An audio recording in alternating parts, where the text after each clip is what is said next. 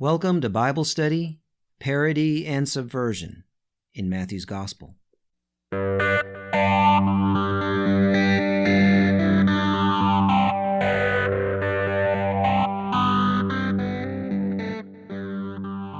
Mario Savio, a student at UC Berkeley in the early 1960s, who participated in the civil rights movement, including the famous Freedom Summer, and as a result suffered at least one assault in Mississippi and at least 2 stints in jail in California, is most well known for the following words in a speech at Berkeley on December 2nd, 1964. There is a time when the operation of the machine becomes so odious, makes you so sick at heart, that you can't take part. You can't even passively take part, and you've got to put your bodies upon the gears, and upon the wheels, upon the levers, upon all the apparatus, and you've got to make it stop, and you've got to indicate to the people who run it, to the people who own it, that unless you're free, the machine will be prevented from working at all. That's Mario Savio, December 2nd, 1964. Mario Savio was a white man who lived in and was a citizen of the richest and most powerful nation the world has ever known. But he was able to see that his privilege was predicated on the oppression of others, and that there is a point at which talking with the powers that be about justice is no longer enough, a point at which one must decide whether to join the struggle for justice with one's body. Jesus and his disciples, as portrayed in the Gospel of Matthew, are poor, destitute peasants, living under the occupation of perhaps the most powerful empire the world has ever known. Jesus preaches to the crowds about the establishment of a new society of justice for everyone. Jesus debates with the upper-class scribes. But there comes a point in the story when talking is no longer enough, when the decision must be made to escalate the struggle to the point of martyrdom.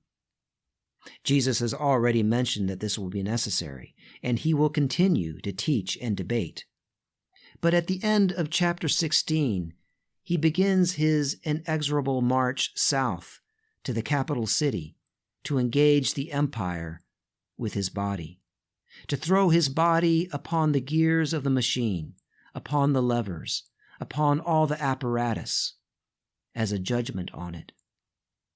And so here begins the second half of the story told in Matthew's Gospel.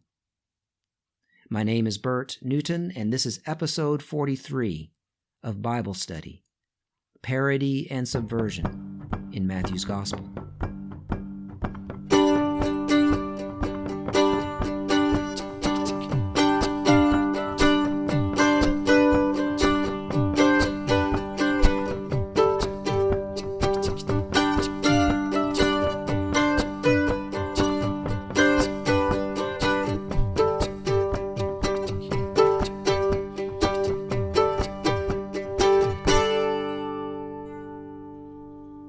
Jesus and his disciples are at the far northern end of Galilee, in the district of Caesarea Philippi, where there is a temple where the dead Augustus Caesar is worshipped as a god. It is here that the story takes a turn, when Jesus says that he must go to Jerusalem. And although he doesn't actually leave Galilee until the beginning of chapter 19, the trek southward through Galilee begins here, from Caesarea Philippi to Jerusalem, from a city named after Roman royalty to the capital of Israel, the seat of a Roman puppet government, from a city with a temple to Caesar built by Herod the Great, to a city with the temple to the God of Israel, also built by Herod the Great. Let's read the first verse, Matthew 16:21. From that time on, Jesus began to explain to his disciples that he must go to Jerusalem and suffer many things at the hands of the elders, the chief priests, and the scribes, and be killed, and on the third day be raised. Jesus says that he must go to Jerusalem, or another way of translating it is necessary for him to go. the little Greek verb being translated as must, or it is necessary, delta epsilon iota, or DEI, pronounced dei, makes its first appearance in the story right here. It is a verb that scholars recognize as signaling the apocalyptic motif of a secret plan being carried out. One scholar puts it this way: it is crucial to understand that this sort of deterministic statement is not made out of a generally fatalistic belief or hope. It belongs specifically to apocalypticism. The theological emphasis of this assertion is to strengthen the faithful in times of frightful suffering. The reader is to understand that the sufferings of Jesus were a crucial part of the eschatological drama. So were the sufferings of John before him. So we, the audience, are to understand that there is a plan. There is a script. It is a secret or subversive script. It is not the normal script that the old society is used to. It is a script that has been flipped, reversed. Jesus will win not by killing his enemies, but by being killed. Another way that this has been explained, which I think is also correct and is complementary, if incomplete, is that this is the way of all prophets and righteous people who struggle for justice. This is the only way to establish the new society. One must go to Jerusalem, confront the powers that be, and be mistreated and killed, like all of the prophets who came before. But he won't just be killed, he will rise again, which takes it out of the realm of just the natural way of things and into the sphere of apocalypticism. And that will become clearer as the passage progresses. But first, Peter, who just in the last episode recognized Jesus as the Messiah, the Son of the living God, who was praised by Jesus as the one on whom the new ecclesia, the church, will be built. Peter cannot understand. Like the disciples as a whole, he goes back and forth between understanding and not understanding. He cannot comprehend Jesus undergoing humiliation and death, and so he tries to stop Jesus from taking this journey to Jerusalem. Let's continue with verses 22 to 23. Peter took him aside and began to rebuke him. "Never, Lord," he said. "This shall never happen to you." Jesus turned and said to Peter, "Get behind me, Satan. You are a stumbling block to me. You do not have in mind the concerns of God, but merely human concerns." The audience should recall that Satan's second temptation for Jesus back in chapter 4 was to avoid martyrdom, to be rescued by angels, something that Jesus will specifically refuse to do when he is arrested. Here, Peter repeats that temptation. He tries to stop Jesus from going to the cross. Peter, that dependable solid rock, becomes a conduit for Satan's message, Satan's temptation. But Jesus rebukes Peter. Jesus responds that not only he himself, but anyone who wants to be his disciple, anyone who wants to be a member of this traveling peasant scribal school, must be willing to go to the cross. The term disciple, which has been used constantly throughout the story to designate those who have committed to following Jesus, indicates students who follow a rabbi and are part of a scribal school. But this scribal school is no mere school for intellectual nerds who like to geek out on Torah debates. This is a school where students learn through struggle, and in which the final text is not words on parchment, but how one lives their life. Jesus calls them to take up the cross, verses 24 to 26. Then Jesus said to his disciples, "Whoever wants to be my disciple must deny themselves and take up their cross and follow me. For whoever wants to save their life will lose it, but whoever loses their life for me will find it. What good will it be for someone to gain the whole world, yet forfeit their soul? Or what can anyone give in exchange for their soul?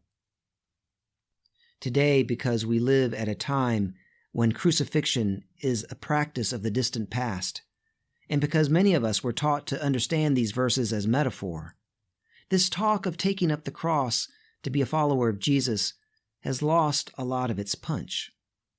But for the original audience, this talk of crucifixion might have been a kick in the gut. Crucifixion was probably the worst sort of death imaginable, both in terms of pain and humiliation. New Testament scholar Bart Ehrman has written a very powerful description of both the reason that Rome crucified people and what crucifixion was like.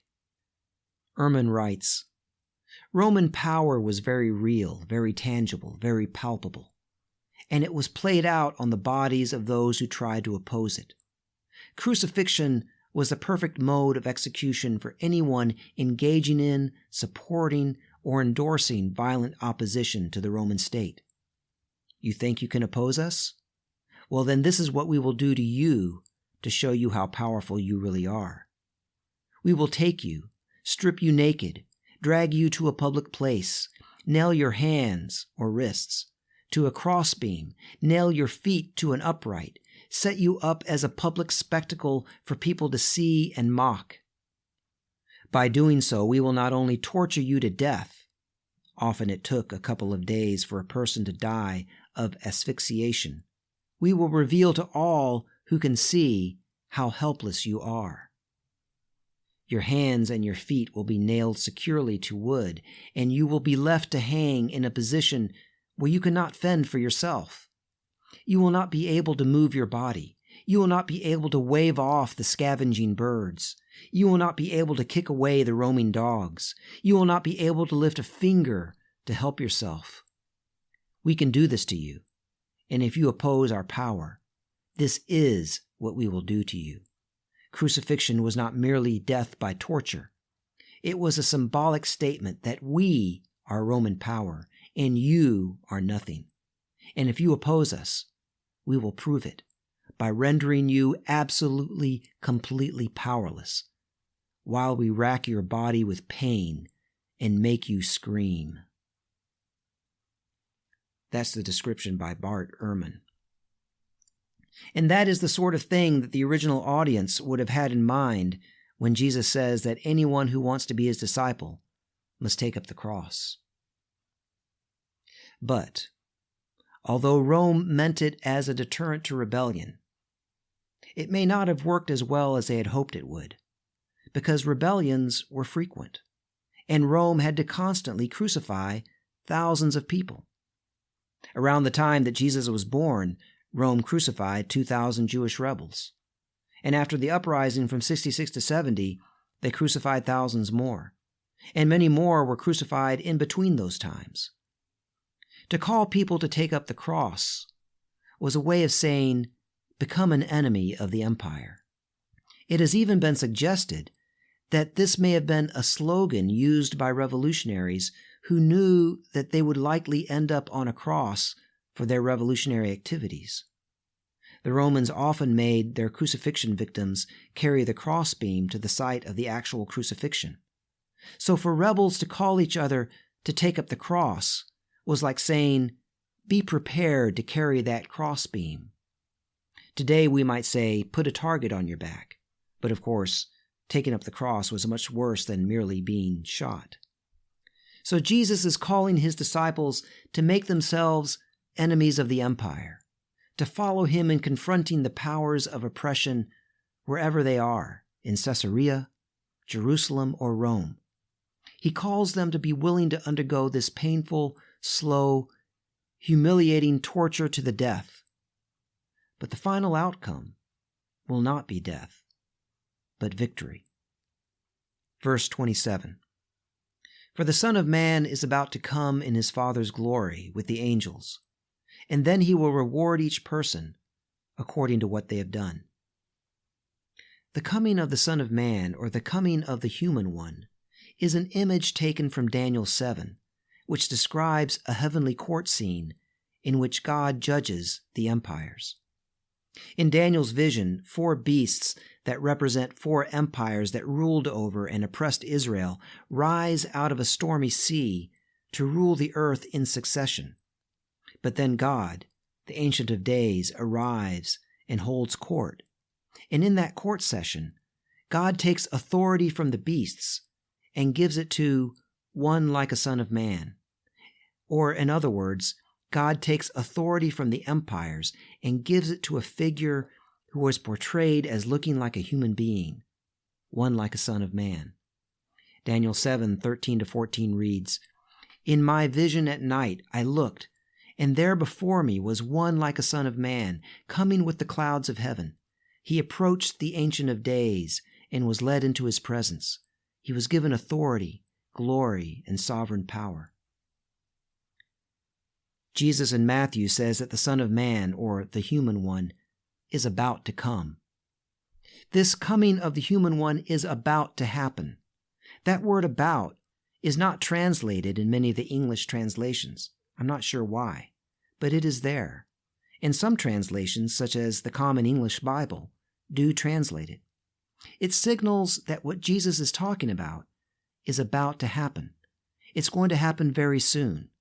Like when he goes to Jerusalem. The human one is about to come. And notice also that this coming of the human one to judge is paired with the call for disciples to take up the cross. The coming of the human one, the victory, is in the cross, not just in the resurrection. It is in the cross. The coming of the human one is about to happen soon, and also it occurs whenever disciples take up the cross. That is a super important thing to notice. The coming of the human one is about to happen in Jerusalem at the cross, and also happens whenever disciples answer the call to take up the cross. That is what the coming of the human one means in this story in Matthew. Whenever someone takes up the cross, it takes power away from the empire. For the empire, then, cannot place the cross on that disciple. Rather, the disciple is making that decision, taking up the cross. This robs the empire of its power. The power of the empire is in its ability to hold people in fear of death, especially in fear of crucifixion. But when people decide that they are not afraid, the empire loses its power, because the people have taken back their power to resist and chart their own course. That is the coming of the human one.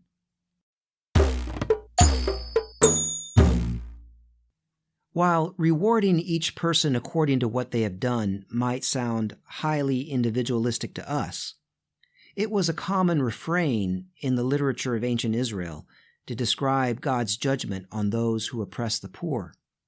And here it is the purpose of the coming of the human one, which we have seen is an image from Daniel of judgment on the empires. So that is how the early church understood the cross. It was a frightening, horrifying tool of imperial torture that was transformed into a symbol of judgment on the empire. The cross was the coming of the Son of Man, the coming of the human one. The cross for the early church meant victory over the powers of oppression. We can see this in the early church writings. Colossians 2:15 states, "Having disarmed the powers and authorities, God made a public spectacle of them, triumphing over them by the cross." In the Gospel of John, when Jesus is about to go to the cross, he says, "Now is the judgment of this world. Now the ruler of this world will be driven out." 1 Corinthians 1:18 reads, "For the word of the cross is folly to those who are perishing, but to us who are being saved, it is the power of God." And then the book of Revelation is all about the judgment of God on the Roman Empire through the Lamb that was slain, an image of the crucified Jesus. So that makes a lot of sense of what comes next. which often ties both academic interpreters and common readers alike in knots. The last verse of the chapter, verse 28. Truly I tell you, there are some standing here who will not taste death before they see the Son of Man coming in his kingdom. Jesus can't say that everyone will live to see it, because one of the disciples that he is speaking to is Judas, who will hang himself before Jesus is crucified. But the rest of the disciples will live to see it. The coming of the human one is not some distant event at the end of all things, but rather it is the crucifixion of Jesus and the crucifixion of all who follow in his footsteps, which is judgment on the crucifiers. Jesus calls his disciples, his students, to take up the cross as enemies of the empire, because whenever they do that, they take power away from the empire. They win, and the Son of Man, the human one, comes with the glory of the new society. My name is Bert Newton. The music for this episode has been provided by Bob Nolte and David Martin. Please share this podcast with your friends and enemies and everyone in between. Also, if you can, please give us 5-star ratings on Apple Podcast or Stitcher or wherever you can. Thank you so much to all who have done that. That really helps draw people to this podcast. You can support this podcast through PayPal. Just send a donation to subversivewisdom@gmail.com. A big thanks to all who have done that. You can also email questions and comments and notes of encouragement and secret hopes of liberation that the Holy Spirit has whispered in your ear to be shouted from the rooftops. You can send all of that to subversivewisdom@gmail.com. This has been episode 43 of Bible Study, Parody and Subversion in Matthew's Gospel.